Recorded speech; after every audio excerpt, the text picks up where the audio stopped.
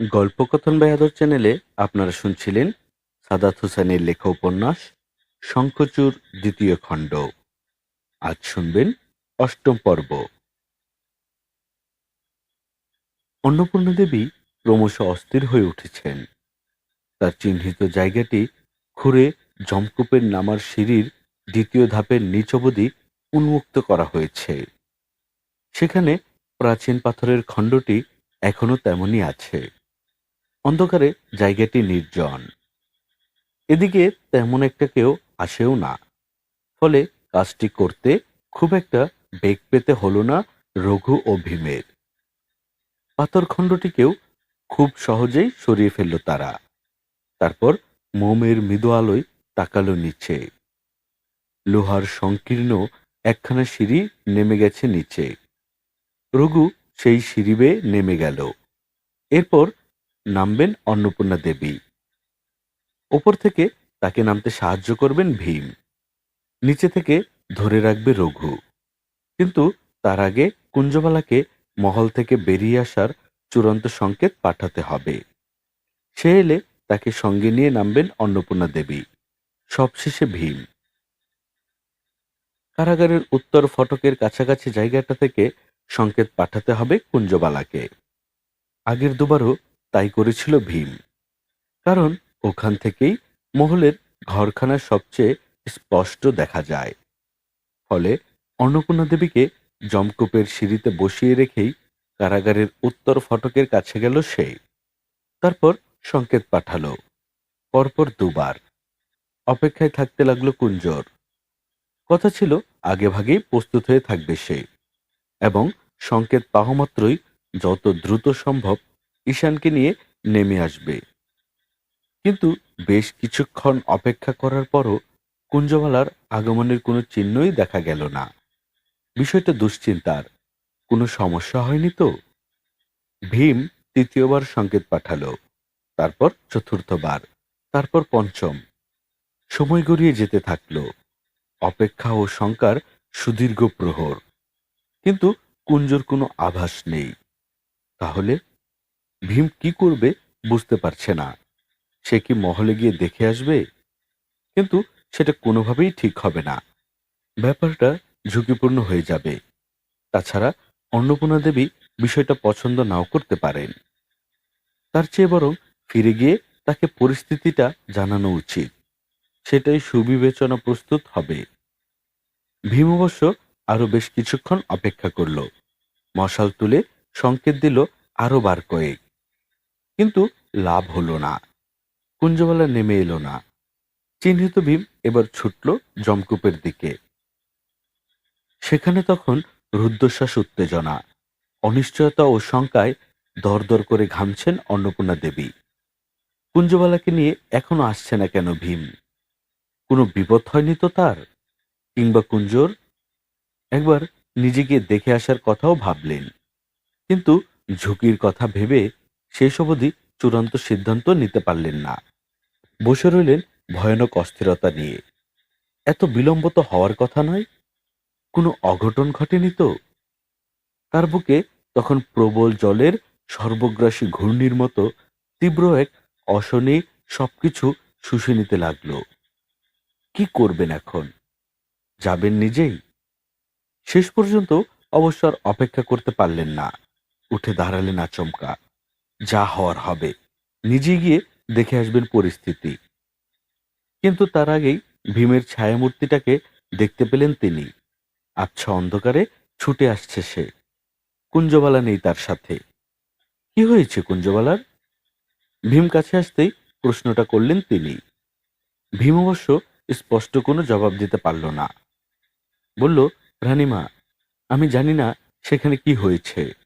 অনেকবার আলোক সংকেত পাঠিয়েছি আমি, কিন্তু কুঞ্জবালার কোনো সাড়া নেই। তুমি দুপুরে তাকে ঠিকঠাকভাবে সব বুঝিয়ে দিয়েছিলে তো? আজ্ঞে রানীমা, একদম অক্ষরে অক্ষরে সব বুঝিয়ে দিয়ে এসেছিলাম। তাছাড়া আপনি তো জানেনই, সে অত্যন্ত বুদ্ধিমতী। এই সামান্য বিষয় বুঝতে তার ভুল হওয়ার কথা নয়। ভীমের কথা সত্য। কুঞ্জবালা বুদ্ধিমতী। নিশ্চয়ই কিছু একটা ঘটেছে মহলে। না হলে এমন গুরুতর সময়ে কোনো ভুল করার কথা নয় তার। অন্নপূর্ণা দেবী নিজেকে শান্ত রাখার চেষ্টা করলেন। এত দূর এসে এখন অস্থির হলে চলবে না। যত বেশি বিপদ তত বেশি মাথা ঠান্ডা রাখতে হয়। তিনি সেই চেষ্টাই করলেন। বললেন, ভীম, এক কাজ করো তুমি। খুব স্বাভাবিক টহলের ভঙ্গিতেই মহলের আশপাশটা একবার ঘুরে দেখে এসো। যদি পরিস্থিতি দেখে মনে করো যে ভেতরে প্রবেশের সুযোগ আছে, তাহলে ঘটনা বুঝে আসার চেষ্টা করবে। আর না থাকলেও আমাকে এসে জানাবে ওখানকার পরিস্থিতি কি। কিন্তু সেটা কি ঠিক হবে রানীমা? যদি কেউ আমায় দেখে ফেলে বা কিছু সন্দেহ করে? তুমি এই রাজবাড়ির এত বছরের পুরনো প্রহরী। তোমায় এখানে সকলেই চেনে। এই বাড়ির অন্দরমহলেও তোমার যাতায়াত রয়েছে। সুতরাং তোমায় চট করে কেউ দেখলেই বা কি? তুমি অক্ষয়ের এত বিশ্বাসভাজন সৈনিক, তো তোমাকে অন্দরে ঢুকতে দেখলেই কেউ কেন কিছু সন্দেহ করবে?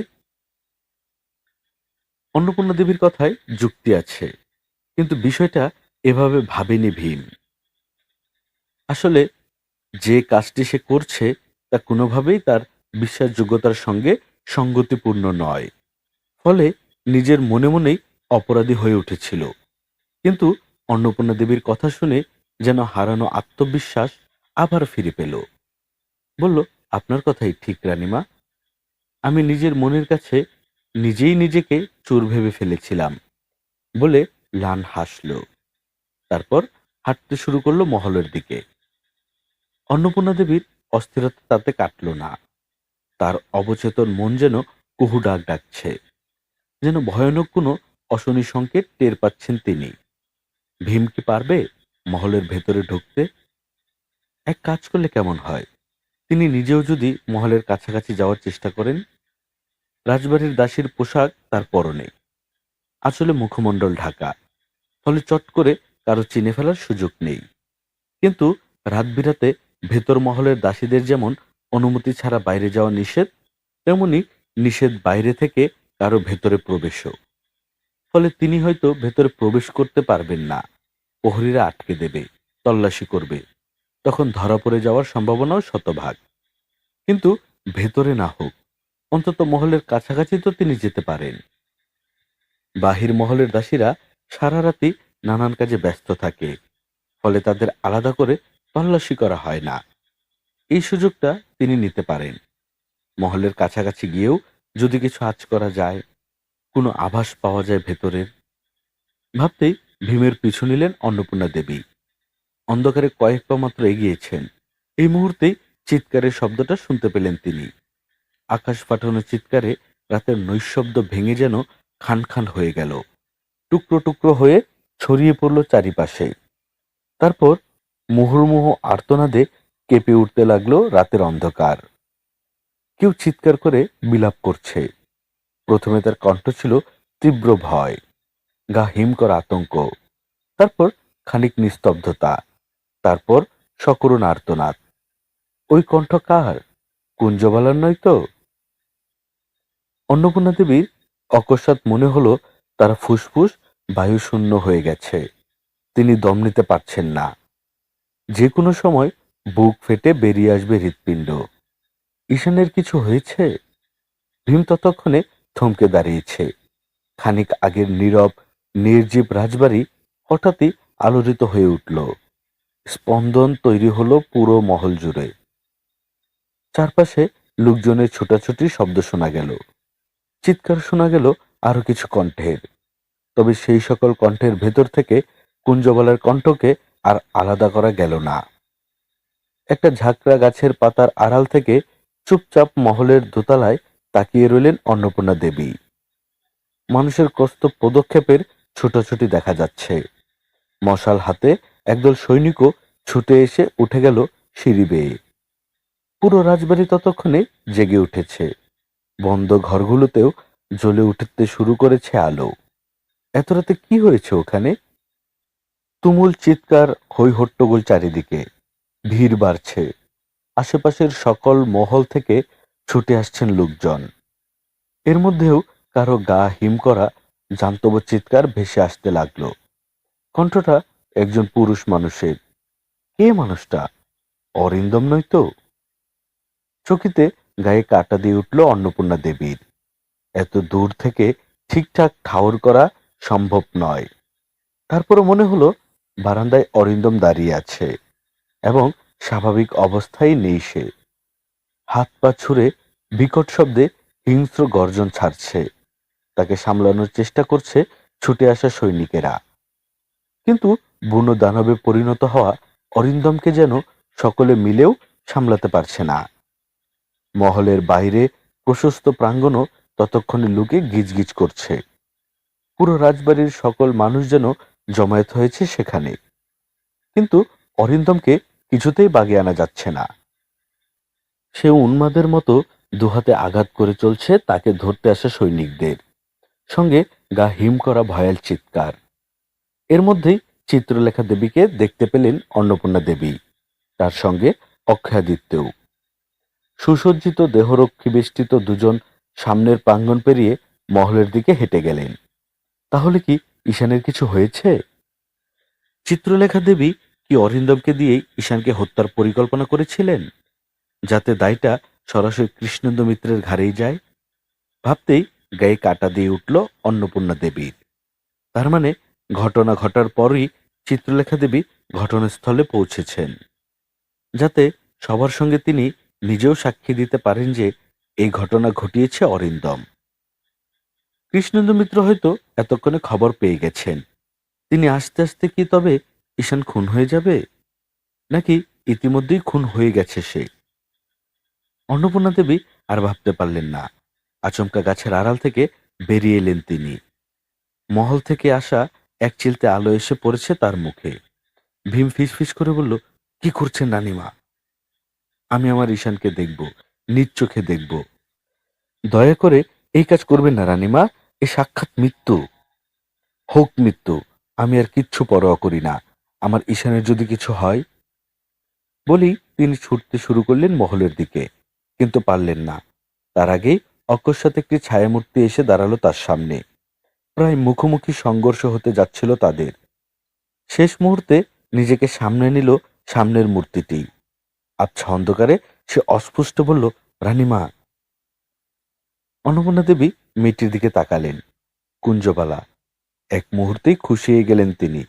তাহলে এই ভিড়ের মধ্যে সকলের চোখ ফাঁকি দিয়ে শেষ অবধি চলে আসতে পেরেছে সে। যেন অতল জলের গভীর থেকে মাথা তুলে তাকালেন অন্নপূর্ণা দেবী। বুক ভরে নিঃশ্বাস নিতে পারলেন। তারপর প্রায় ফ্যাঁসফেঁসে গলায় বললেন, তুমি এসেছো কুঞ্জ? এসেছো তুমি? কই আমার ঈশান কই? ঈশান? কুঞ্জবালা কথা বলল না, তবে দুহাতে অন্নপূর্ণা দেবীকে জড়িয়ে ধরল। তারপর প্রবল চিৎকার গিলে নিয়ে চাপা কান্নায় বলল, ঈশান নেই রানীমা, ঈশান নেই। কৃষ্ণেন্দু মিত্রের চোখে প্রবল ঘুম। সেই ঘুম কিছুতেই কাটছিল না। গত কিছুদিনের প্রবল মানসিক ও শারীরিক অবসাদের পর আজ খানিক প্রশান্তি নিয়েই তিনি আগেভাগে বিছানায় গিয়েছিলেন, আর সঙ্গে সঙ্গেই তলিয়ে গিয়েছিলেন গভীর ঘুমে। কিন্তু কতক্ষণ ঘুমিয়েছেন জানেন না। হঠাৎই দরজায় তীব্র কশাঘাতের শব্দ শুনতে পেলেন। প্রথমে কিছুক্ষণ মনে হলো স্বপ্ন দেখছেন। বাস্তবে এমন কিছু হওয়ার কথা নয়। এত রাতে কে এভাবে তার দরজায় কড়া নাড়বে? তিনি তাই পাশ ফিরে আবারও আয়েশ করে ঘুমানোর প্রস্তুতি নিলেন। কিন্তু কি আশ্চর্য, দরজার শব্দ তাতে কমল না, বরং বাড়ল। সঙ্গে কণ্ঠস্বরও। সঞ্জয় শেঠ তাকে ডাকছেন। কণ্ঠে প্রবল উদ্বেগ, উৎকণ্ঠা, উত্তেজনা, যেন ভয়াবহ কোনো বিপদ ঘটে গেছে। কৃষ্ণেন্দু মিত্র ত্বরিত উঠে বসলেন, হাত বাড়িয়ে তলোয়ারটা খুঁজলেন। তারপর সচকিত স্বরে বললেন, কে ওখানে? কে? আমি সঞ্জয় শেঠ রাজামশাই, আপনি আসুন, দ্রুত আসুন। কি হয়েছে সেনাপতি? কৃষ্ণেন্দু মিত্র বিছানা থেকে নামলেন। তারপর ততস্থ পদক্ষেপে এগুতে লাগলেন দরজার দিকে। সঞ্জয় শেঠ ফ্যাকাশে কণ্ঠে বললেন, বিপদ ঘটে গেছে, মহাবিপদ। তারপরের ঘটনা ঘটল অতি দ্রুত। কৃষ্ণেন্দু মিত্র বেরিয়ে এলো ঘর থেকে। সঞ্জয় শেঠ তখন স্পষ্ট কিছু জানেন না, তবে তার কাছে খবর এসেছে অরিন্দম তার কক্ষের তালা ভেঙে বেরিয়ে গেছে। তাকে দেখা গেছে ঈশানের মহলের সিঁড়ি বেয়ে উপরে উঠতে, এবং সেখানে ভয়ানক কিছু ঘটেছে, কিন্তু কি ঘটেছে তা এখনো স্পষ্ট নন তিনি। ঘটনা শুনে রক্তশূন্য হয়ে গেলেন কৃষ্ণেন্দু মিত্রের মুখ। তিনি ঝড়ের বেগে ছুটতে লাগলেন মূল প্রাসাদের দিকে। সঞ্জয় শেঠ বললেন, আমরা দক্ষিণ দিকের মহলে যাব, ঘটনা সেখানে ঘটেছে। কি ঘটনা? এখনো পুরোপুরি জানি না, তবে যাই ঘটে থাকুক তা আমাদের জন্য ভালো কিছু নয়। তারা যতক্ষণে ঈশানের কক্ষের সামনে এসে দাঁড়ালেন, ততক্ষণে সেখানে পৌঁছে গেছেন চিত্রলেখা দেবী ও অক্ষয়াদিত্য। উচ্চপদস্থ দুজন সভাসদকেও দেখা যাচ্ছে। খবর পেয়ে তড়িৎ ছুটে এসেছেন তারা। কেউ কেউ এখনো আসছেন। সকলেই সারিবদ্ধভাবে দাঁড়িয়ে আছেন। মেঝেতে পড়ে আছে ঈশানের রক্তাক্ত ক্ষতবিক্ষত দেহ। ঘরের দেয়ালের সঙ্গে শিকল দিয়ে বেঁধে রাখা হয়েছে অরিন্দমকে। তার হাতে পায়ে চোখে মুখে তাজা রক্ত লেগে আছে। ঈশানের নিথর রক্তাক্ত দেহের দিকে তাকিয়ে কখনো হাসছে সে, কখনো জান্তব চিৎকার করছে, যেন আরো একবার নিজের আক্রোশ মিটিয়ে নিতে চায়। দৃশ্যটা দেখে শরীর হিম হয়ে এলো কৃষ্ণেন্দু মিত্রের। চোখ জুড়ে যেন কোটর দিয়ে বেরিয়ে আসতে চাইল। এমন ভয়াবহ কিছু যে কখনো ঘটতে পারে তা তিনি দুঃস্বপ্নেও ভাবেননি। কিন্তু এখন চোখের সামনে যা দেখছেন তাতে ঘটনা বুঝতে আর এক মুহূর্ত বিলম্ব হলো না তার। উপস্থিত সকলেই তাকে দেখে সচকিত হয়ে উঠল, কিন্তু কি বলবে তা যেন ভেবে পেল না কেউ। পুরো ঘর জুড়ে অস্বস্তিকর নীরবতা। সেই নীরবতা ভাঙল অরিন্দম। সে হঠাৎ হাত বাড়িয়ে তীব্র চিৎকার করে উঠল, যেন আরো একবার ওই নিথর রক্তাক্ত দেহটাকে নাগালে পেতে চায়। কৃষ্ণেন্দু মিত্র অকস্মাৎ দুপা এগিয়ে তার সামনে গিয়ে দাঁড়ালেন। তারপর চোখে চোখ রেখে দাঁড়িয়ে রইলেন দীর্ঘ সময়। তার দৃষ্টিতে কি ছিল কে জানে।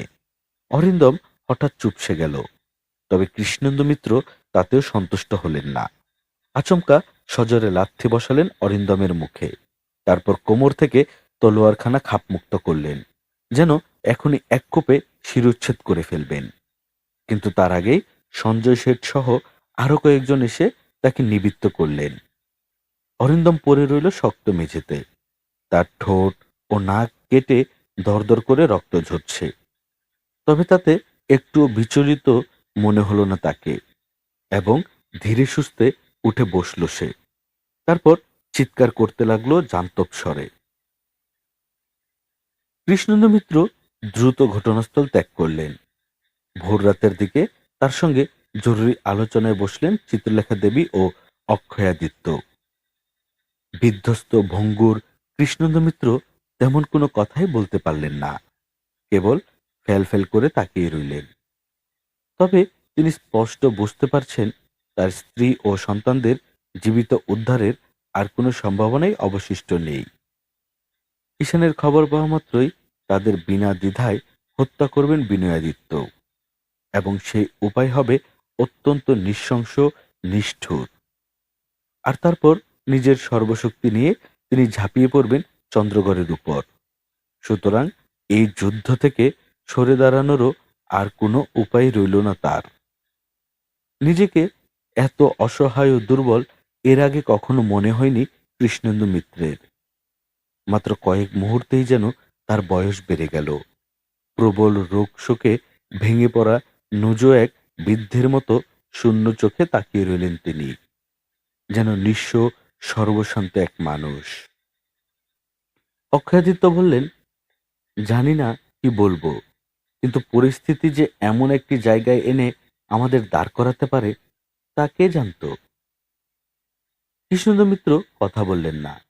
সঞ্জয় শেঠ বললেন, এর পরিণাম কত ভয়াবহ তা নিশ্চয়ই বুঝতে পারছেন।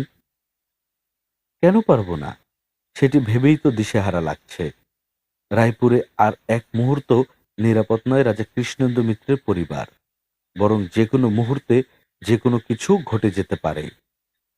ঘটে যেতে পারে না রাজা, নিশ্চিত করেই ঘটবে। এই খবর পাওয়া মাত্রই উন্মাদ হয়ে উঠবেন বিনয়াদিত্য ও সৃজিতা। তারপর সম্ভাব্য সবচেয়ে নিষ্ঠুর উপায়েই ওনাদের হত্যা করবেন। সঞ্জয় শেঠের কথা শেষ না হতেই কৃষ্ণেন্দু মিত্র সশব্দে কেঁদে ফেললেন। উপস্থিত কেউ আর কখনো এরকম দৃশ্য প্রত্যক্ষ করেনি। কৃষ্ণেন্দু মিত্রকে কাঁদতে দেখা বিরল ঘটনা। সেই দৃশ্য যেন রানীমাতার চিত্রলেখা দেবীকে এলোমেলো করে ফেলল।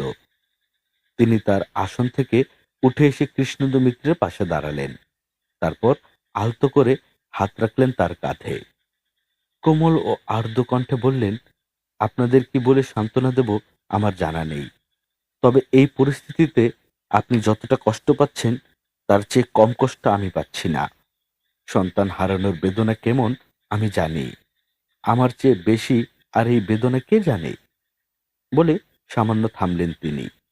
তারপর বেশ আত্মবিশ্বাসী কণ্ঠে বললেন, কিন্তু সামান্যতম সুযোগ থাকতেও কেন আমরা তাদের রক্ষায় আমাদের শেষ চেষ্টা করব না? কেন আমরা এখনই হাল ছেড়ে দেব? চিত্রলেখা দেবীর শেষ কথাটি শুনে সকলে তার মুখের দিকে তাকালো।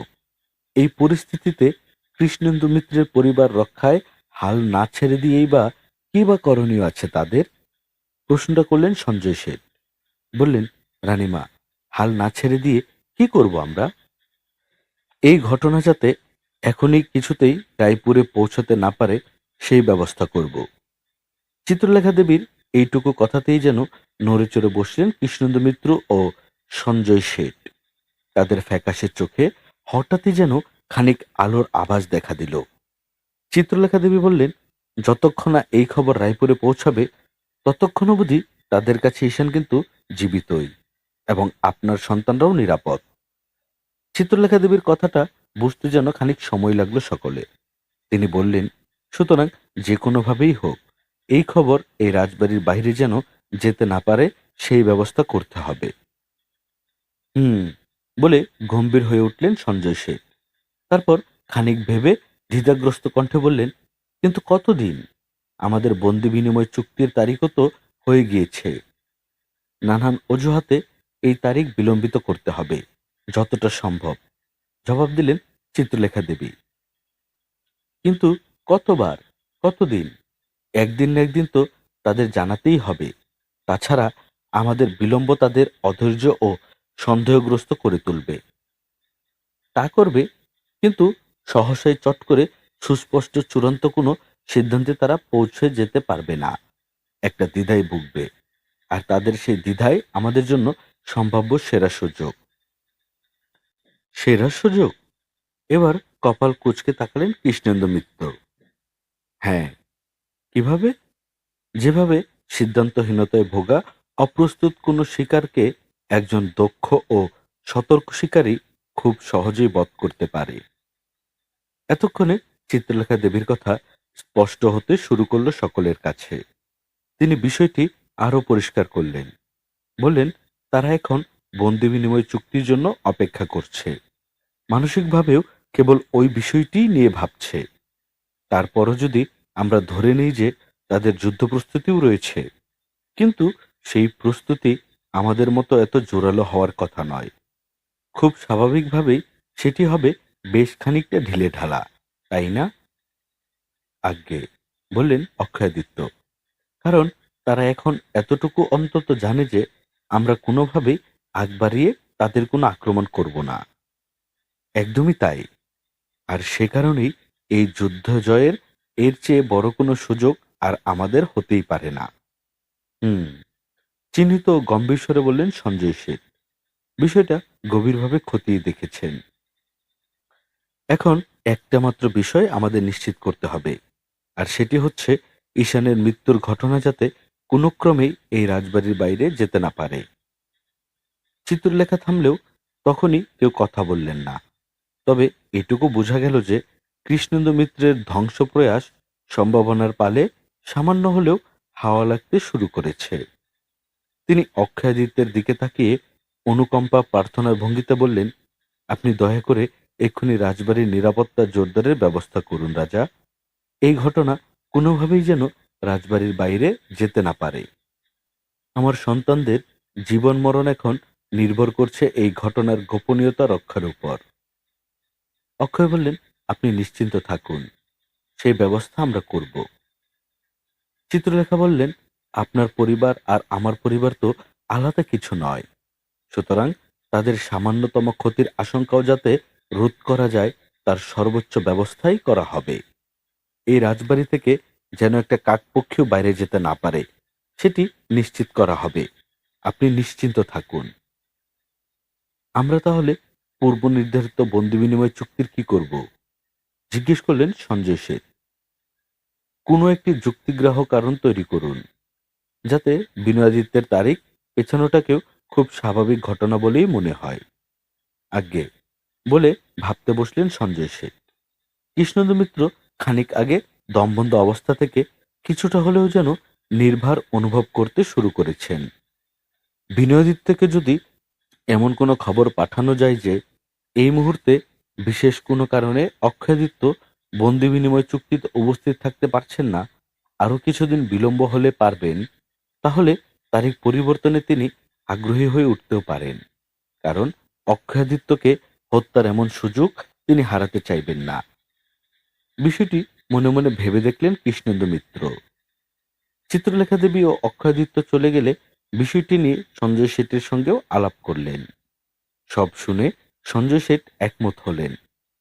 এর চেয়ে অধিকতর গ্রহণযোগ্য বিকল্প কোনো পথও তাদের সামনে খোলা নেই। বরং সব দিক বিবেচনায় এটিই সবচেয়ে যুক্তিযুক্ত।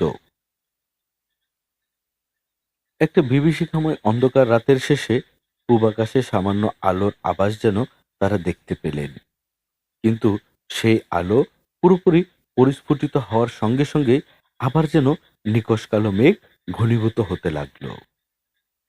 ভোরের ঝলমলে আলোয় আবিষ্কার করা গেল চন্দ্রগড় রাজবাড়িতে গতরাতে আরো একটি ভয়ানক ঘটনা ঘটে গেছে। কারাগার থেকে পালিয়েছেন অন্নপূর্ণা দেবী। শুধু যে তিনি একাই পালিয়েছেন তাও নয়, বরং তার সঙ্গে পালিয়েছে দাসী কুঞ্জবালা এবং দুজন প্রহরীও। এক ভয়ানক অশনি সংকেত। এর মানে ঈশানের মৃত্যুর ঘটনা ইতিমধ্যে রাজবাড়ির বাইরে চলে গিয়েছে, এবং তা গিয়েছে এমন এক মানুষের মাধ্যমে যিনি এই ঘটনার সবচেয়ে সংক্ষুব্ধ মানুষদের একজন, শক্তিশালীও। সুতরাং বিষয়টি আর আগের পরিকল্পনা মতো রইল না। অক্ষয়াদিত্য অবশ্য মাকে প্রশ্ন করলেন, ঈশানের ঘটনা আমরা কেন বিনয়াদিত্যের কাছ থেকে লুকিয়ে রাখতে চাইছি? এতে আমাদের লাভ কি? লাভ যদি কিছু হয়েই থাকে, তবে তা কৃষ্ণেন্দু মিত্রের। কিন্তু বিনয়াদিত্য জানলেও তো তাতে আমাদের কোনো ক্ষতি নেই। কৃষ্ণেন্দু মিত্র আর কিছুতেই এই যুদ্ধ এড়াতে পারবেন না। এখানে দুটো বিষয় গুরুত্বপূর্ণ। এক, আমরা অনেকটাই অপ্রস্তুত ও অসতর্ক অবস্থায় পেতাম রায়পুরের বাহিনীকে, যা আমাদের যুদ্ধ জয়ের সম্ভাবনাকে প্রায় শতভাগে উন্নতি করত। দুই, কৃষ্ণেন্দু মিত্র তখন তার পরিবার রক্ষার জন্য হলেও জীবন বাজি রেখে এই যুদ্ধে অংশ নিত। কিন্তু তিনি যদি জানতে পারেন যে বিনয়াদিত্য এই খবর পাওয়া মাত্রই তার সন্তানদের হত্যা করেছেন, তাহলে এই যুদ্ধ থেকে তার কি প্রাপ্তি থাকবে? বরং তিনি মানসিকভাবে ভেঙে পড়বেন। হুম, বলে মায়ের কথাটি ভেবে দেখলেন অক্ষয়াদিত্য। গতরাতে মা যখন ঈশানের মৃত্যুর খবর গোপন রাখার কথা বলছিলেন, তখন মনে মনে আরো একবার বিভ্রান্ত বোধ করছিলেন তিনি। ভেবেছিলেন এই খবর বিনয়াদিত্যের কাছে পৌঁছে গেলেই তো বরং তাদের জন্য সবচেয়ে বেশি লাভ। তাহলে মা কেন তা গোপন রাখতে চাইছিলেন? কিন্তু এখন বিষয়টি স্পষ্ট হলো। মা একই সঙ্গে সর্প নিধন করতে চাইছিলেন, অন্যদিকে তেমনি লাঠিও অক্ষত রাখার চেষ্টা করছিলেন। কিন্তু পরিবর্তিত এই পরিস্থিতিতে তিনি কি করবেন? চিত্রলেখা বললেন, অন্নপূর্ণা দেবীর এই পলায়নের ঘটনা কৃষ্ণেন্দু মিত্রকে আবারও মানসিকভাবে ভেঙে চুরে দেবে। সুতরাং যে কোনোভাবেই হোক তাকে আবারও উদ্দীপ্ত করতে হবে। তার সন্তানদের বেঁচে থাকার সম্ভাবনা যেন কখনোই পুরোপুরি নিশ্চিত হয়ে না যায়, এমন একটা পরিস্থিতি তৈরি করতে হবে। সেটি কিভাবে সম্ভব? এখনই ঘটনা তাকে জানাতে হবে এবং এটি বোঝাতে হবে যে অন্নপূর্ণা দেবী যেন কিছুতেই রায়পুরে পৌঁছাতে না পারে। সেই ব্যবস্থা করতে হবে। এইটুকু সময়ে তারা খুব বেশি দূরে যেতে পারার কথাও নয়।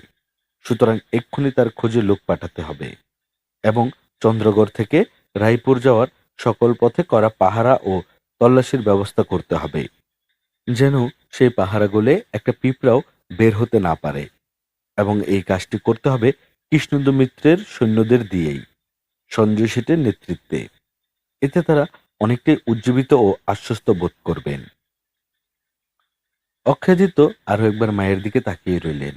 তার চোখে মুখে বিপুল বিস্ময়, যেন এই মানুষটা তার মা হওয়া সত্ত্বেও রোজ একবার করে নতুন করে আবিষ্কার করছেন তিনি, এবং সেই আবিষ্কার অভাবনীয়, বিস্ময়কর সব অনুভূতিতে পরিপূর্ণ। চিত্রলেখা দেবী অবশ্য বললেন, তবে এ নিয়ে তুমি চিন্তা করো না। অন্নপূর্ণা যদি কোনোভাবে রায়পুরে পৌঁছেও যায়, তাতে এই যুদ্ধ থেকে সরে দাঁড়ানোর কোনো উপায় কৃষ্ণেন্দু মিত্রের থাকবে না। কারণ নিজ সন্তানের হত্যাকারীদের কিছুতেই ক্ষমা করবে না সৃজিতা ও বিনয়াদিত্য, এবং একথা কৃষ্ণেন্দু মিত্র খুব ভালোভাবেই জানেন। সুতরাং এখান থেকে আমাদের আসলে হারানোর কিছু নেই। সুবিধার খানিক তারতম্য হতে পারে বড় জোর। অক্ষয় এবারও চুপ করে রইলেন। চিত্রলেখা দেবী উঠে দাঁড়ালেন, বললেন, দ্রুত অন্নপূর্ণাকে আটকের ব্যবস্থা করো। অন্তত আমার তো তার সঙ্গে এখনো অনেক হিসেব বাকি আছে। রত্নেশ্বর ঠাকুর বললেন, ফার্সি ভাষার আধ্যাত্মিক কবি মাওলানা জালালউদ্দিন রুমির নাম শুনেছ? অরুণ জবাব দিল না। সে তাকিয়ে আছে গোধূলির আকাশে। সেখানে শেষ বিকেলের লালচে আভা। রত্নেশ্বর ঠাকুর বললেন, তিনি বলেছিলেন, ক্ষত হচ্ছে সেই জায়গা যেখান দিয়ে ভেতরে আলো প্রবেশ করে। কথাটি শুনে আমি অনেক ভেবেছি। ভেবে ভেবে মনে হয়েছে, জগতে এর চেয়ে বড় সত্যি আর নেই। জগতে যে যত বড় আঘাত পেয়েছে, যার হৃদয়ে যত বেশি ক্ষত তৈরি হয়েছে, সে তত বেশি আলোকিত হয়েছে। নিজেকে সাহসী, সহনশীল ও সংযত করতে শিখেছে। আর যাদের জীবনে ওই ক্ষত নেই, কিংবা ক্ষতর যন্ত্রণাটা সইতে পারেনি, তারা হয় খুব সাধারণ মানুষ হিসেবেই জীবন কাটিয়ে দিয়েছে, কখনো শক্তিশালী হতে পারেনি, অথবা নিঃশেষ হয়ে গিয়েছে। এর চেয়ে বড় সত্যি কি আসলেই আর আছে?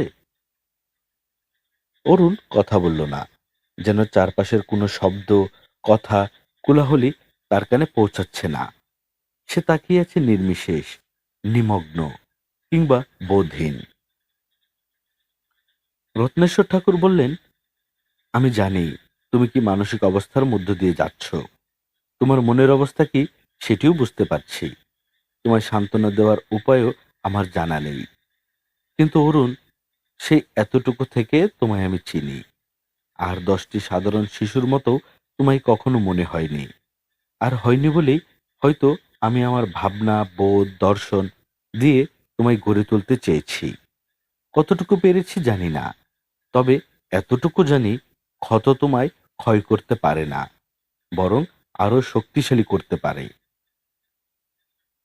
অরুণ চুপ করে রইল। পুষ্পলতার মৃত্যুর খবর শোনার পর থেকে আর কারো সঙ্গেই কোনো কথা বলেনি সে, শৈলগিরির সঙ্গেও না। অরুণাদিত্যের ব্যক্তিগত জীবনের অনেক কিছুই অজানা শৈলর, বিবাহের ঘটনাও।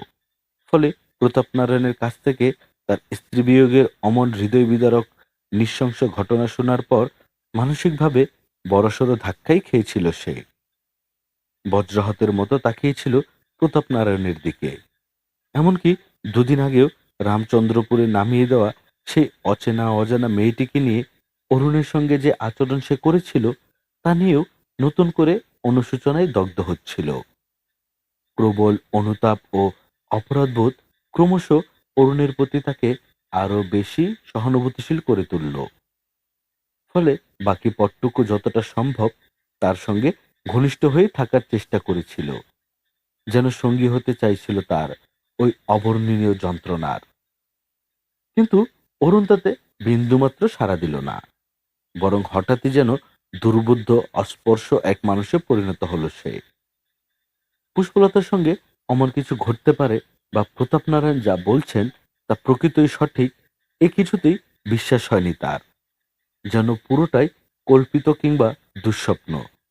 ফলে সে আবারও ছুটে গিয়েছিল আশ্রমে। সেখানকার সেবায়েতদের মধ্যে যারা সেদিনের ঘটনা প্রত্যক্ষ করেছিলেন, তাদের সঙ্গেও কথা বলল। খুঁটিয়ে খুঁটিয়ে জানতে চাইল ঘটনা, কিন্তু তাতেও নিরেট কোনো সিদ্ধান্তে পৌঁছতে পারল না।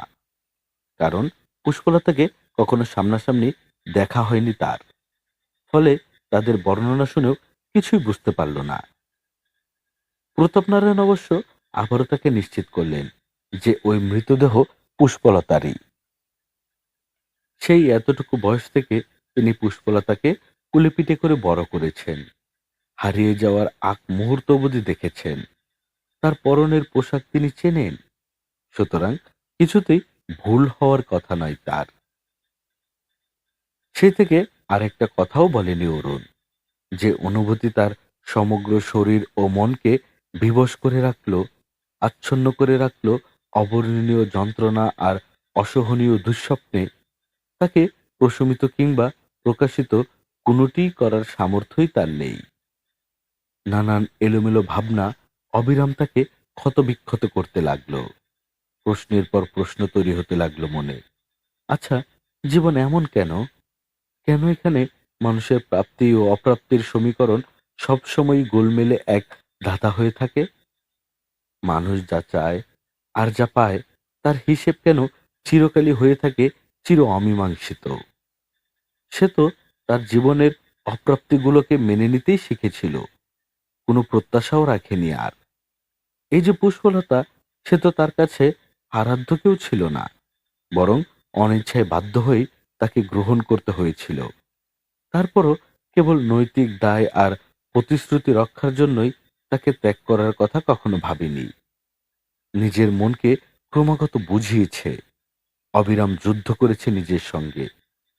কত বিনিদ্র রাত কেটেছে এই ঝঞ্ঝা বিক্ষুব্ধ ভাবনায় যে তার ইচ্ছের বিরুদ্ধে অসহায়ত্বের সুযোগ নিয়ে ওই মেয়েটির সঙ্গে সারাটা জীবন কাটাতে তাকে বাধ্য করা হয়েছে। এই গা ঘিনঘিনে বিচ্ছিরি অবিরাম লড়াই করেই বিষয়টির সঙ্গে মানিয়ে নেওয়ার চেষ্টা করেছিল সে। এবং সেই চেষ্টা বা বোঝাপড়ার পুরোটাই ছিল কেবল মস্তিষ্ক নিয়ন্ত্রণ। সেখানে প্রকট হয়ে উঠেছিল ইন্দ্রনারায়ণকে দেয়া তার প্রতিশ্রুতির প্রতি নিজের দায়বদ্ধতার প্রশ্ন। কিন্তু তাতে তার মন কিংবা অনুভূতি কিছুই ছিল না, বরং অহর্নিশ যুযুতে হয়েছে। অথচ তারপর সেই মানুষকেও যখন সে বশীভূত করে ফেলল, যখন সে ভালোবাসতে শুরু করলো মেয়েটিকে, ঠিক তখনই কিনা ভগবান তাকে এভাবে কেড়ে নিলেন। এ কেমন হিসেব তার? ভালোবাসলেই কেন দুঃখ পেতে হবে মানুষকে? কেন কাউকে প্রবলভাবে পেতে চাইলেই সে হারিয়ে যাবে চিরতরে? জীবন কি তবে কেবল অপ্রাপ্তি আর আক্ষেপেরই অন্য নাম? অরুণ জানে না। সে কেবল জানে পুষ্পলতা নামের অদেখা অজানা মেয়েটির জন্য যে বিন্দু বিন্দু ভালোবাসা তার বুকের গহীনে সঞ্চিত হয়ে অসীম এক মহাসমুদ্রে পরিণত হয়েছিল, সেই সমুদ্র হঠাৎই তার বিয়োগ ব্যথায় উত্তাল হয়ে উঠেছে। প্রবল ঝঞ্ঝায় কাঁপিয়ে দিচ্ছে হৃদয়ের একুল ওকুল। ওই ঝড় সহ্য করার ক্ষমতা আর নেই। সে তাই রত্নেশ্বর ঠাকুরের কথায়ও কিছুই অনুভব করতে পারল না, সামান্যতম শক্তি কিংবা সাহসও না। বরং ওই অন্তর্গামী সূর্যের মতোই নিজেকে মনে হতে লাগলো এক অপরিস্নান পলায়ন পর ডুবন্ত মানুষ। এখান থেকে উঠে দাঁড়ানোর ক্ষমতা তার নেই। রত্নেশ্বর ঠাকুর বললেন, সুখ যদি শক্তিতে রূপান্তরিত করা না যেত, তাহলে মানুষ কখনোই বাঁচতে পারত না। কোনো পিতামাতা যখন তাদের প্রাণাধিক প্রিয় সন্তান হারিয়ে ফেলেন, তখন কি সেই দুঃখে তারাও আত্মহত্যা দেন কিংবা জীবনের সবকিছু থেকে নির্বাসন নেন? অরুণ জবাব দিল না। রত্নেশ্বর ঠাকুর অবশ্য আশাও করেনি। তিনি বললেন, নেন না। কারণ মৃত্যু তখনই মহিমান্বিত হয়ে ওঠে যখন জীবন থেকে মহিমান্বিত করার উপলক্ষ তৈরি করতে পারে। এ কারণেই যারা সত্যিকারের বোধসম্পন্ন মানুষ, তারা জীবনভর তাদের ভাবনা ও কর্মে প্রিয়তম মানুষটির মৃত্যুকেও মহিমান্বিত করে রাখার চেষ্টা করেন। ওই দুঃখবোধটা তাদের নতুন মানুষে পরিণত করে, জীবন সম্পর্কে নতুন বোধ ও দৃষ্টিভঙ্গি দেয়। ওই শোক অহর্নিশ তাদের যেমন আহত ও দাহিত করে, তেমনি তা হয়ে ওঠে বেঁচে থাকার নতুন অনুপ্রেরণা, উপলক্ষ কিংবা উপলব্ধিও। সেই উপলব্ধি থেকেই পৃথিবীর মানুষের জন্য তারা এমন কিছু করে রেখে যেতে চান যা সকলের জন্য পৃথিবীটাকে নিরাপদ আবাসভূমিতে রূপান্তরিত করতে পারে। আর শোককে শুভ শক্তিতে রূপান্তরিত করার এর চেয়ে বড় উপায় কি আর কিছু আছে অরুণ? অরুণ তাকালো, তবে কথা বলল না। রত্নেশ্বর ঠাকুর বললেন, আমরা কি কেবল নিজেদের জন্যই বাঁচি?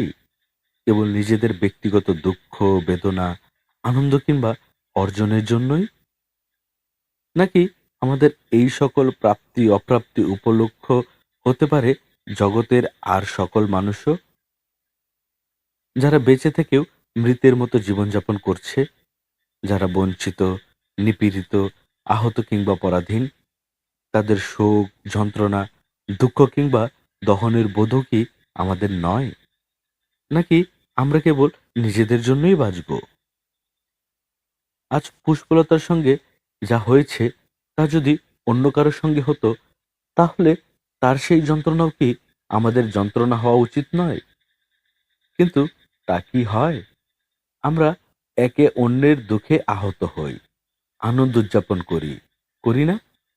আমরা কেবল নিজেদেরকে উদযাপন করি, তা আনন্দ হোক কিংবা দুঃখ। আর এই কারণে আমরা নিজেদের সামান্য প্রাপ্তি কিংবা প্রবৃত্তির জন্য অন্যের চূড়ান্ত সর্বনাশ করতে দ্বিধান্বিত হই না। কারণ অন্যের ক্ষতি আমাদের হৃদয়ে ক্ষত তৈরি করে না। তাহলে কি করা উচিত? শেষ পর্যন্ত কথা বলল অরুণ। পুষ্পলতার সঙ্গে যা ঘটেছে তা থেকে আমাদের এই সংকল্প নেওয়া উচিত যে আর কারোর সঙ্গেই যেন এমন কিছু ঘটতে না পারে। ওইসব দানবের হাত থেকে পৃথিবীটা রক্ষায় আমাদের প্রতিজ্ঞাবদ্ধ হওয়া উচিত। কারণ জগতের আর সকল মানুষের প্রিয়জন হারানোর যন্ত্রণাও তো ঠিক এইরকমই তীব্র, ভয়ঙ্কর। তাহলে আমরা কেন কেবল আমাদের কথাই ভাবব? তুমি তো কেবল তোমার একার মানুষ নও অরুণ, তুমি সবার, সব মানুষের। তোমায় একবার কি বলেছিলাম মনে আছে? কি? রাজা কেবল সিংহাসনে আরোহণ করলেই রাজা হয়ে ওঠেন না। রাজাকে বরং সিংহাসনে আরোহণের আগেই রাজা হয়ে উঠতে হয়। আর তিনি তখনই তা হয়ে উঠতে পারেন যখন কেবল তার নিজের কিংবা প্রিয়জনের দুঃখেই কাতর হবেন না, কেবল নিজের স্বজন হারানোর বেদনাতেই শোকাহত হবেন না, বরং ঠিক একইভাবে রাজ্যের সকল প্রজার দুঃখে কিংবা প্রিয়জন হারানোর বেদনাতেও আহত বোধ করবেন, যন্ত্রণাদায়ক হবেন, একাত্ম অনুভব করবেন। আর এটি যখন করতে পারবেন, তখনই তিনি হয়ে উঠবেন সত্যিকারের রাজা।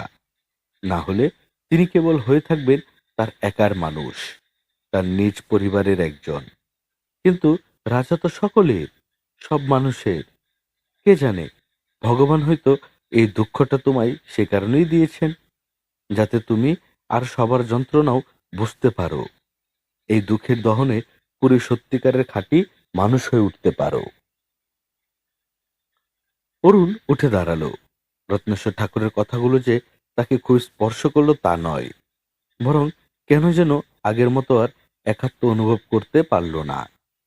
উপরন্ত জীবনের নানাবিধ প্রাপ্তি অপ্রাপ্তির হিসেব, জরা ও যন্ত্রণার বোধ তাকে ক্রমাগত ক্ষতবিক্ষত করতে লাগলো। মনে হলো এই জীবনে সে যতটা সর্বংসহা, উদার কিংবা ক্ষমতাশীল হতে চেয়েছে, ততই মানুষ তাকে দুর্বল ভেবে ঠকিয়েছে। আর জীবনও দেখিয়ে চলছে তার বিচিত্র ভয়াবহ সব কঠিন চেহারা। রাতভর এক মুহূর্তের জন্য চোখের পাতা এক করতে পারল না সে।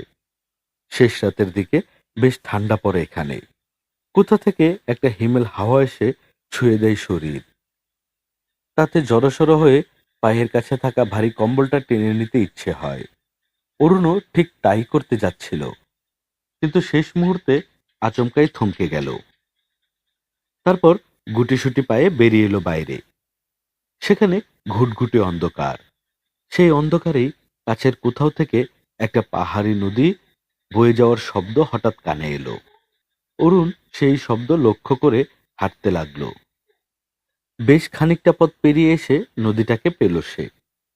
রাতের এই নৈঃশব্দে ছোট্ট নদীর ওই ছলছল বয়ে যাওয়ার শব্দ কেমন এলোমেলো করে দিতে লাগলো তাকে। দীর্ঘ সময় কান পেতে শব্দটা শুনল অরুণ। তারপর নেমে এলো নদীর আরো খানিক কাছে। তারপর কনকনে ঠান্ডা জলে পা ডুবিয়ে বসে রইল। তার হঠাৎ মনে হলো দূরের ওই খটখটে কঠিন পাহাড়ের কান্না এই নদী। এই ছলছল শব্দ তুলে বয়ে যাওয়া জলের প্রসবন তার অশ্রু। অরুণ আচমকা কেঁদে ফেলল, প্রথমে নীরবে, তারপর সরবে, যেন ছোট্ট এক শিশু তার সবচেয়ে প্রিয় খেলনাটি হারিয়ে পুরোপুরি নিঃস্ব হয়ে গেছে। জগতের আর কোনো প্রাপ্তি তাকে কখনো স্পর্শ করতে পারবে না, পরিপূর্ণ করতে পারবে না। বরং ওই অন্ধকারে পাহাড়ের কান্না হয়ে বয়ে যাওয়া নদীর জলের সঙ্গে সেও তার চোখের অশ্রু ঢেলে লীন হয়ে যেতে চাইছে, মিশে যেতে চাইছে এই অন্ধকারে, ওই জলের শব্দে কিংবা কান্নায়। কিন্তু সে চায় না তার এই কান্নার শব্দ কেউ শুনুক, এই যন্ত্রণার কথা কেউ জানুক। শুধু যিনি এই বিশ্ব চরাচর সৃষ্টি করেছেন, মানুষের বুকে গভীর গহীন কোণে প্রিয়তম মানুষের জন্য অবর্ণনীয় ভালোবাসার অসীম অতল সরোবর খুঁড়ে তাতে উপচে পড়া অনুভবের ঢেউ তুলে দিয়েছেন, তিনি যেন কেবল এইটুকু জানেন যে জগতের সব কষ্ট সহ্য করার ক্ষমতা মানুষের নেই। সেই ক্ষমতা তিনি মানুষকে দেননি। কতক্ষণ ওভাবে বসেছিল অরুণ জানে না। তবে হঠাৎই কারো স্পর্শে চমকে মুখ ফিরিয়ে তাকালো সে। শৈলগিরি। অন্ধকারেও তাকে চিনতে ভুল হলো না। ভীষণ অপ্রস্তুত বোধ করল অরুণ।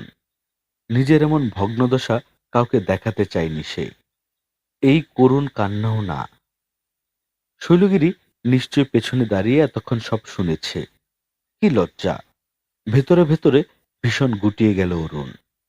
শৈল অবশ্য কিছু করল না, কোনো ইশারাও না, বরং চুপচাপ তার পাশে পাথরটাতে বসল বেশ খানিকটা সময়, যেন সামলে ওঠার সময় দিতে চাইছে অরুণকে।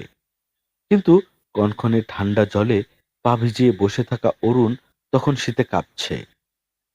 শৈল হঠাৎ অদ্ভুত এক কাজ করল, উঠে গিয়ে অরুণের পা চোরা জল থেকে তুলে আনলো, তারপর মুছিয়ে দিতে লাগলো চাদর দিয়ে। রাজ্যের বিস্ময় নিয়ে তাকিয়ে রইল অরুণ। শৈলগিরির মতো কেউ যে এমন কিছু করতে পারে তা তার কল্পনাতেও ছিল না। তবে কোনো প্রতিক্রিয়া দেখালো না সে, বাধাও দিল না। শৈলগিরি তার পা দুখানা মুছিয়ে জুতা পরিয়ে দিল, তারপর আবার পাশে এসে বসল। অরুণ এবার তাকালো। ততক্ষণে আলোর আভাস দেখা দিতে শুরু করেছে পূব আকাশে। সে আলোয় শৈলগিরিও তাকিয়ে রইল তার অশ্রুসাত মুখের দিকে। কি আছে ওই মুখে? কান্না, কষ্ট, নাকি সব হারিয়ে নিঃস্ব সর্বশান্ত হয়ে যাওয়া এক মানুষের প্রতিচ্ছবি? সে জানে না। তবে ওই অদ্ভুত আলো আধারিতে শৈলগিরি হঠাৎ জড়িয়ে ধরল তাকে, তারপর দুহাতে টেনে নিল বুকের মধ্যে।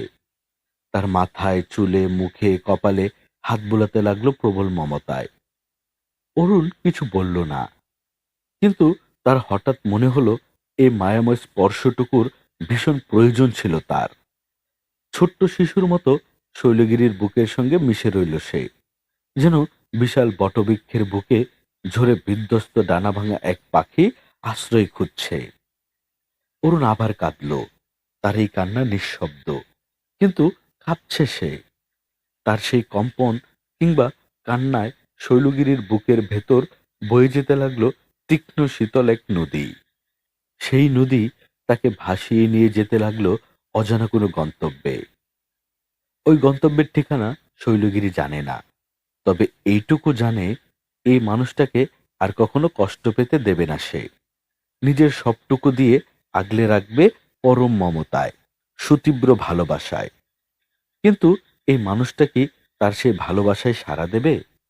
হয়তো দেবে, হয়তো দেবে না। না দিলেও ক্ষতি নেই। জগতে সব ভালোবাসার তো আর বিনিময় হয় না। কিছু কিছু ভালোবাসা থাকে প্রতিদানহীন। তাতে একমুখী স্রোত হয়ে বয়ে যেতে থাকে অন্ধ ভালোবাসার দুঃখী এক নদী। সে না হয় সেই দুঃখী নদীটিই হয়ে থাকবে। তবুও তার ভালোবাসার এই স্রোত প্রিয় মানুষটিকে আবার সবুজ করে তুলুক, ভরিয়ে দিক ফুল ও ফসলে, শস্য ও সৌরভে। অরুণ দীর্ঘ সময় পর নিজেকে ছাড়িয়ে নিল। তারপর প্রায় ফিসফিস করে বলল, আমার খুব কষ্ট হচ্ছে শৈল, খুব কষ্ট হচ্ছে আমার। শৈলগিরি কথা বলতে পারে না, তারপরও মুখ নেড়ে ব্যাকুল বেপরোয়া চেষ্টা করে যেতে লাগলো, কিন্তু পারল না। তার ঠোঁটজোড়া কেবল নির্বাক কতকতার অসহায় যন্ত্রণায় কেঁপে কেঁপে উঠল। নির্বিশেষ চোখ জুড়ে ফুটে উঠতে লাগলো থমথমে মেঘের আভাস। অরুণ ভেজা কণ্ঠে বলল, আমার জীবনটা এমন কেন? যখনই কাউকে ভালোবাসতে চেয়েছি, আঁকড়ে ধরতে চেয়েছি সর্বস্ব দিয়ে, ঠিক তখনই কেন সে আমায় ছেড়ে দূরে চলে গেছে, বহু দূরে। সেই দূরত্ব এতটাই বেশি যে তাকে আর কখনো সেখান থেকে ফিরিয়ে আনা যায় না, স্পর্শ করা যায় না কিছুতেই।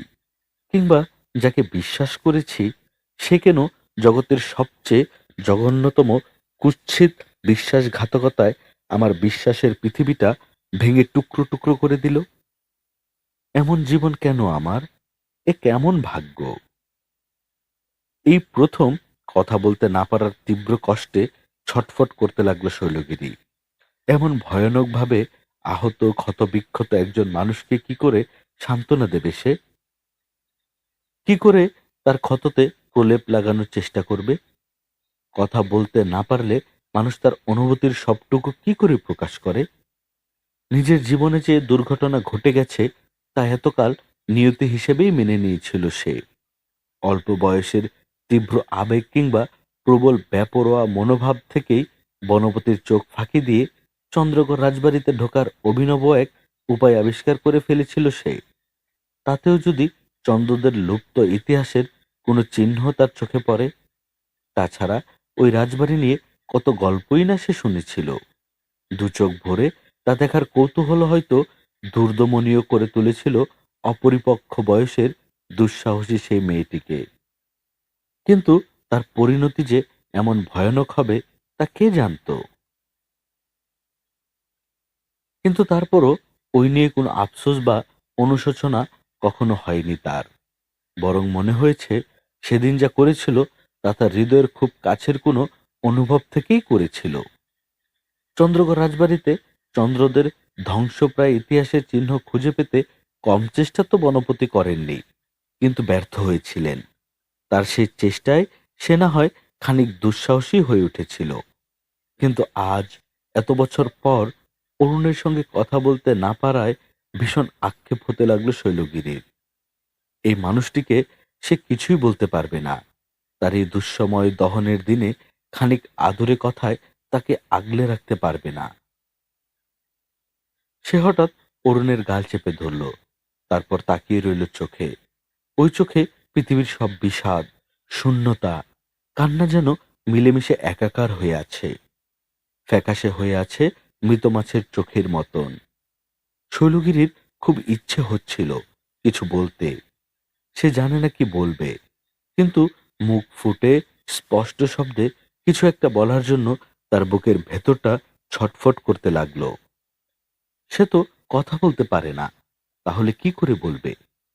অসহনীয় যন্ত্রণা আর অব্যক্ত বেদনায় তার হাত দুখানা কাঁপছে। অরুণ আচমকা আবিষ্কার করল তার চোখের অশ্রুই যেন শৈলগিরির চোখের কোল গড়িয়ে শ্রাবণের বৃষ্টির মতো অঝোর ধারায় ঝরছে। মেয়েটি যে তাকে খুব বিশেষ কিছু বলতে চাইছে তা বুঝতে পারছে অরুণ, কিন্তু হৃদয় নিংড়ানো অনুভব থেকে যে কথা মানুষ বলতে চায় তা যদি বলতে না পারে, তাহলে সেই কষ্ট কি আর কিছুতে লাঘব হয়? হয় না। যেন সে কারণেই শৈলগিরির নির্বাক ঠোঁটজোড়া অদ্ভুত কম্পনে প্রকাশ করে যেতে লাগলো তার হৃদয়ের অব্যক্ত ব্যাকুল সব কথা। কিন্তু সেই ব্যাকুলতা অরুণের বুকের দগদগে ক্ষতটাকে কতটুকু প্রশমিত করতে পারল তা সে জানে না। অরুণ অবশ্য এইটুকু বুঝল, জগতে এই একজন মানুষ অন্তত এখনো আছে, যার কাছে তার চোখের জল মূল্যহীন নয়, বরং অমূল্য। যে কষ্টের দগদগে ক্ষত তাকে যন্ত্রণাকাতর করে তোলে, সেই একই কষ্টে পিষ্ট হতে থাকে এই মানুষটিও। তার ব্যথায় লীন হয়ে যায় সেও। ডানা ঝাপটাতে থাকে আহত পাখির মতো। বিভীষণ এই পৃথিবীতে এও তো কম প্রাপ্তির কিছু নয়। প্রিয় শ্রোতা বন্ধুরা, আপনারা শুনছিলেন সাদাত হোসেনের লেখা উপন্যাস শঙ্খচূড় দ্বিতীয় খণ্ড। আজ শুনলেন অষ্টম পর্ব। গল্প পাঠে আমি আদর ছিলাম আপনাদের সঙ্গে। এরকম গল্প আমরা প্রতিনিয়ত আপলোড করে যাচ্ছি। আপনি যদি আমাদের চ্যানেলে নতুন হয়ে থাকেন, তাহলে অবশ্যই আমাদের চ্যানেলটি সাবস্ক্রাইব করে দিবেন। আমাদের গল্প পাঠ ভালো লাগলে বন্ধুদের সঙ্গে শেয়ার করবেন। পরবর্তী গল্প শোনার আমন্ত্রণ জানিয়ে আজকের মতো এখানেই বিদায় নিচ্ছি। সবাই ভালো থাকবেন, সুস্থ থাকবেন, সুন্দর থাকবেন। আল্লাহ হাফেজ।